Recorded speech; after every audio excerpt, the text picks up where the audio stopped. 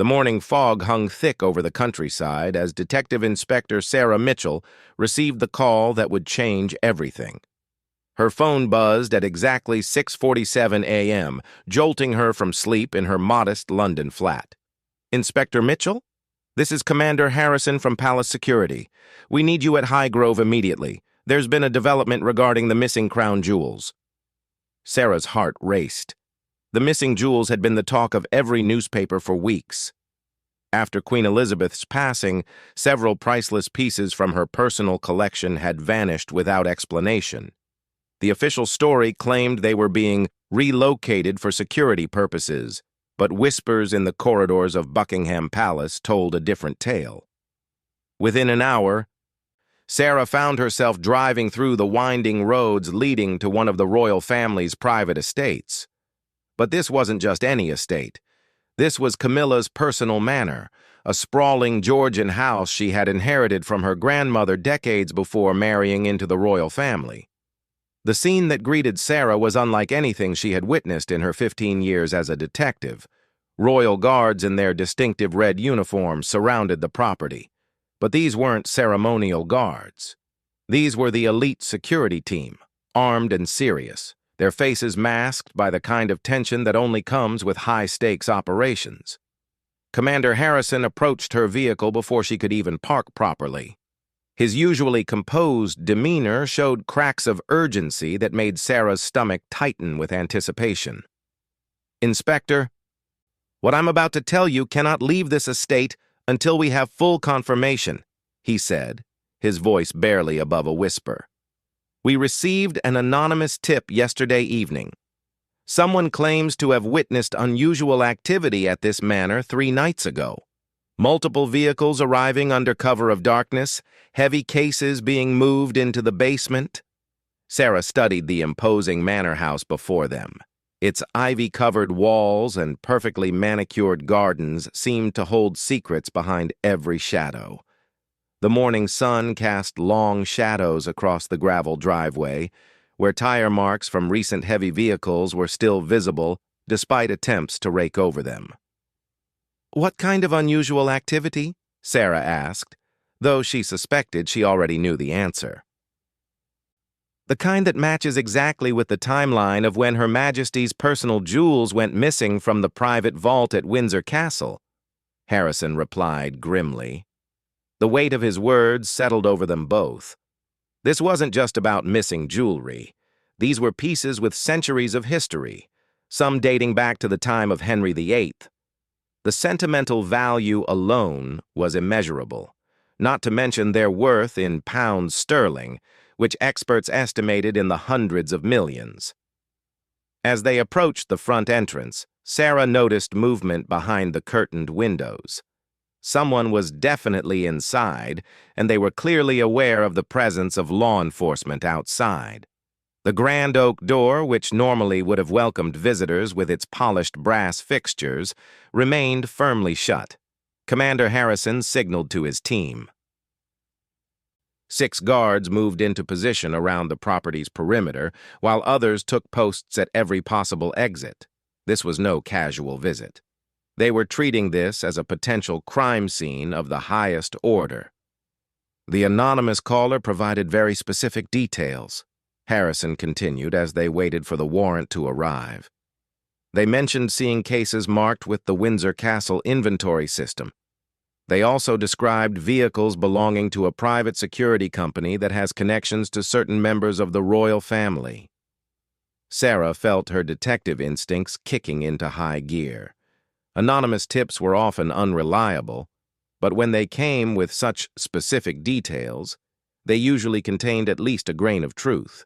The question was how much truth, and what they would find once they gained entry to the manor. The sound of approaching vehicles broke through the morning quiet. 2 black sedans pulled up the driveway, followed by a van containing additional security personnel.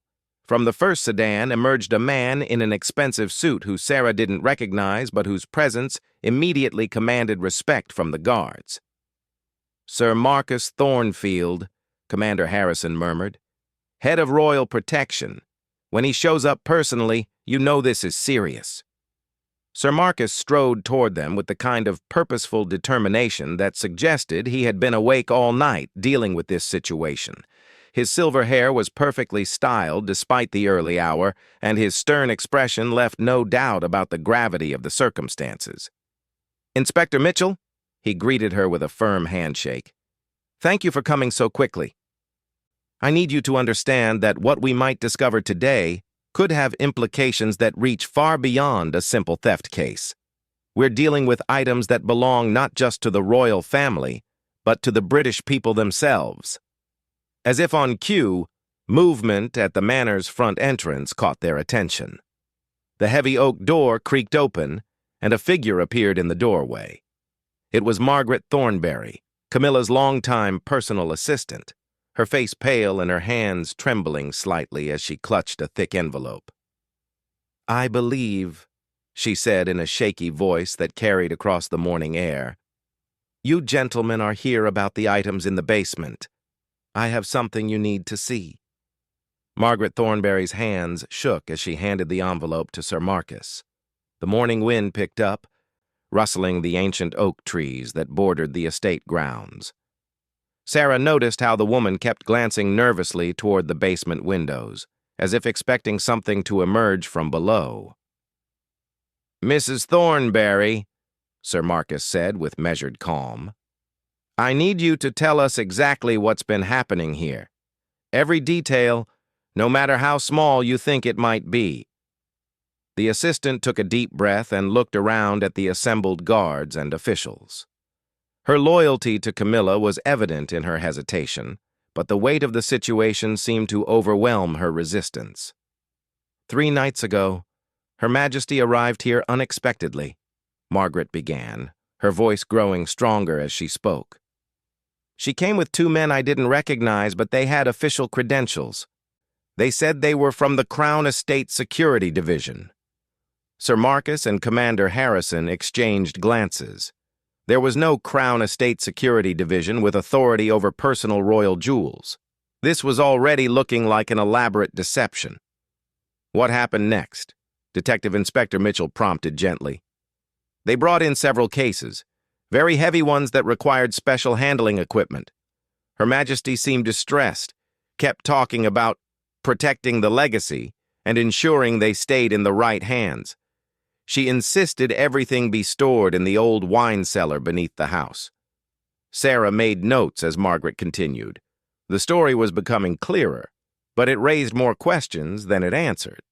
Why would Camilla move the Queen's personal jewels to her private manor?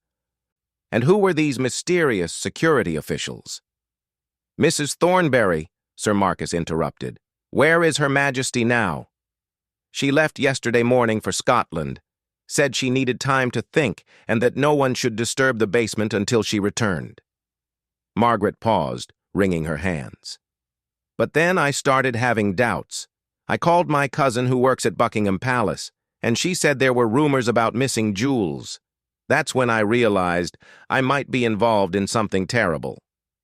The confession explained the anonymous tip. Margaret had been trying to do the right thing without directly betraying her employer. It was a delicate situation that showed just how complicated loyalty could become when royal protocol was involved. Commander Harrison stepped forward. "We need immediate access to that basement. Do you have the keys?"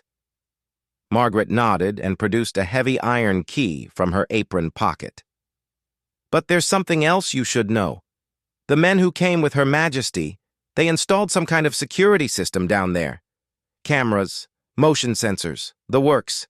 They said it was to protect the contents, but it felt more like they were protecting against someone getting out, rather than keeping people from getting in." This revelation sent a chill through the group. Electronic surveillance in a basement storing stolen royal jewels suggested a level of organization that went far beyond a simple theft. This was beginning to look like a carefully planned operation with multiple layers of security and deception. As they approached the basement entrance, located through a side door of the manor, Sarah noticed fresh concrete work around the doorframe. Someone had recently reinforced the entrance, making it much more secure than a typical basement door would be. The iron key turned easily in the lock, but what greeted them beyond the door was not what anyone expected. Instead of a simple staircase leading to an old wine cellar, they found themselves looking down at a modern, well-lit corridor with gleaming white walls and a sophisticated electronic access system. "This is not the basement I remember," Margaret whispered, clearly shocked by the transformation. "When I worked here before, this was just an old storage area with stone walls and wooden wine racks." Sir Marcus motioned for the guards to take the lead as they descended into what was clearly a professionally constructed vault. The air was climate-controlled, and the lighting was the type used in high-security museums. Someone had spent considerable money and effort transforming this space. The corridor led to a heavy steel door with multiple locking mechanisms. Through a small reinforced window, they could see into a room that made everyone freeze in amazement. Display cases lined the walls, each one illuminated and climate-controlled. And within those cases, glinting under the perfect lighting, were jewels that belonged to the British Crown. But these weren't just the missing pieces from Queen Elizabeth's personal collection. The room contained items that Sarah recognized from history books and museum catalogs. There were tiaras, necklaces, and ceremonial pieces that should have been in the Tower of London or other official royal repositories. "My God," Commander Harrison breathed. "This isn't just about the Queen's missing jewels. Someone has been systematically collecting royal artifacts for years." Detective Inspector Mitchell began documenting everything with her camera, but she noticed something even more disturbing. Many of the display cases had small plaques with handwritten notes. Moving closer to read them, she saw personal messages in what appeared to be Camilla's handwriting. "For my granddaughter's wedding," read one note beside a stunning diamond tiara. "The piece Elizabeth never appreciated," said another next to an emerald necklace that Sarah was certain belonged in the official Crown Jewels collection. The implications were staggering. This wasn't just theft. This appeared to be a systematic effort to relocate royal treasures based on personal judgments about who deserved to possess them. The basement had been converted into a private museum of sorts, with pieces carefully curated and prepared for future distribution. Sir Marcus was already on his secure phone, presumably calling Buckingham Palace with an emergency report. The discovery was far more extensive than anyone had anticipated, and it would require immediate involvement from the highest levels of government. As they continued to explore the vault, Sarah noticed one more disturbing detail. Several of the cases were empty, with fresh dust patterns suggesting recent removal of contents. Whatever operation they had uncovered was still active, and they might have arrived just in time to prevent even greater losses. The morning that had started with a simple investigation into missing jewels had become something much larger and more complicated, with implications that would shake the very foundations of royal trust. The secure phone call Sir Marcus was making seemed to last forever. Detective Inspector Mitchell could hear the urgency in his voice, though the specific words were muffled by the vault's soundproofing. Meanwhile, the royal guards had begun the careful process of documenting every piece in the underground collection, using specialized equipment that had been rushed to the scene. Margaret Thornberry sat quietly on a chair someone had brought down from the manor, her face pale with the realization of what she had been unknowingly involved in. The weight of discovery seemed to press down on everyone in the confined space beneath the house.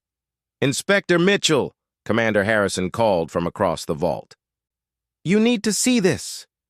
Sarah made her way to where Harrison stood beside a desk tucked into one corner of the room. On it lay an open ledger with meticulous handwriting documenting each piece in the collection.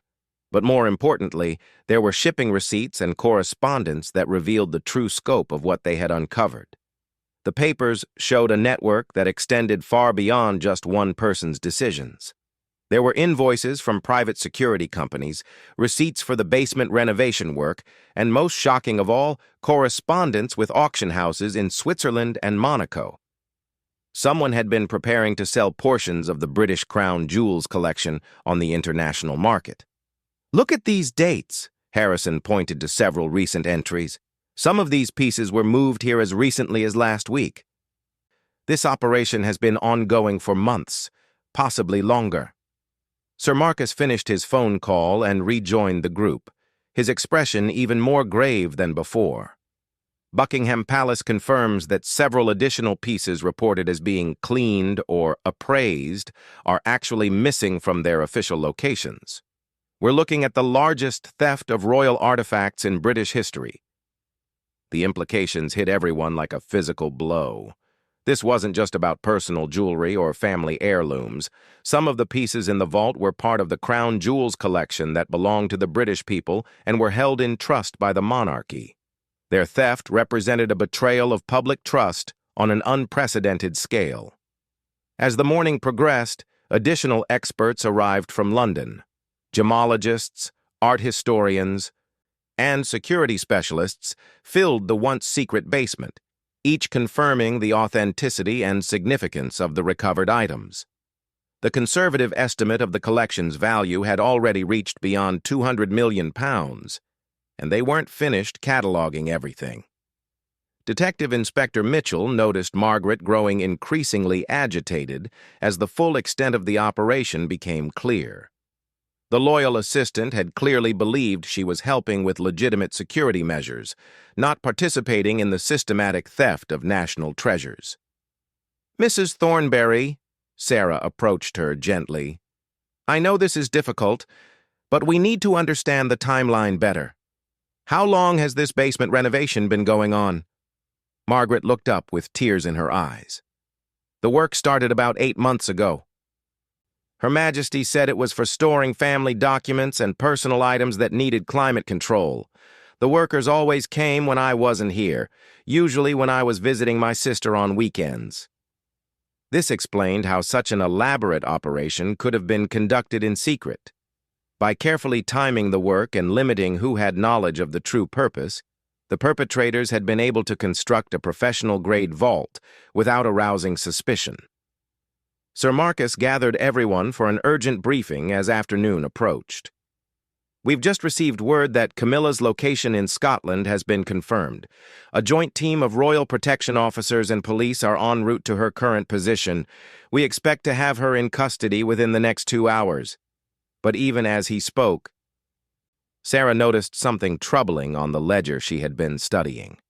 Several recent entries showed items being transferred to secondary location with dates from just the past few days.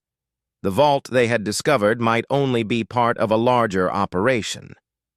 "Sir Marcus," she interrupted, "I think we need to consider that this location might not be the only one. These records suggest items have been moved to at least one other site, possibly more." The realization that they might be dealing with multiple hidden collections sent a new wave of urgency through the investigation. Teams were immediately dispatched to search other properties associated with Camilla and her known associates. As the day wore on, the basement began to empty as precious items were carefully packed and transported back to their proper locations. Each piece would need to be examined by experts to ensure its authenticity and to check for any damage that might have occurred during the theft. Margaret Thornberry was taken into protective custody, not as a suspect, but as a witness whose cooperation would be essential in understanding the full scope of the operation. Her genuine shock and distress made it clear she had been manipulated rather than being a willing participant. By evening, as the last of the recovered jewels was loaded into armored vehicles for transport back to London, Detective Inspector Mitchell stood in the now empty vault, reflecting on the day's extraordinary events. What had started as a routine investigation into missing property had revealed a complex conspiracy that struck at the heart of one of Britain's most trusted institutions. The empty display cases and bare walls served as silent testimony to the betrayal that had taken place.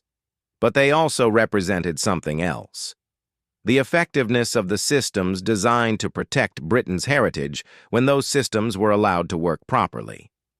As Sarah drove back to London that evening, she knew this case would define the rest of her career.